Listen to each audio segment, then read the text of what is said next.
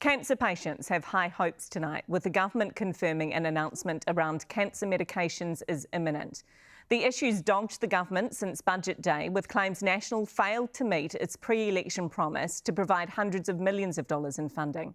Here's Kim Baker-Wilson. National's election promise in black and white. You don't realise how humiliating and embarrassing it is to ask people for money. It's a bloody joke. Because National went big on its cancer drug plans. National will invest $280 million over 4 years to fund the 13 cancer treatments. But budget day came and went, and the pre-election pledge went into the ether. Yeah, it was hard to see it as anything but a broken promise. It's broken me. I'm already broken. I suppose it's just a real letdown.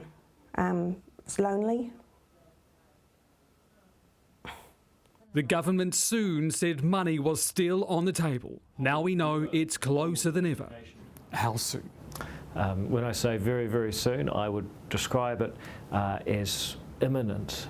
But is it about to hit the cabinet table? I'm not going to talk about, exactly what the agenda for cabinet is or isn't. But reports say Pharmac will get a record-breaking boost. Of 600 million over 4 years, 150 million annually. Oh, this is a game changer without a shadow of a doubt. Oh, I pray to God there is, but you know what? I don't trust a word they say.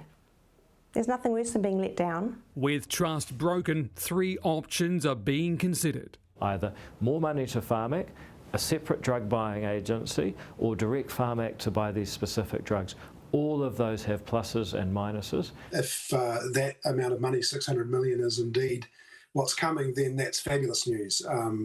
It will be a huge relief to thousands of patients to hear that this is finally happening. And a message for those sufferers today. I apologise that there's been so much back and forth and too much about politics and politicians, not enough about patients. Who've been relying on friends, family and elsewhere.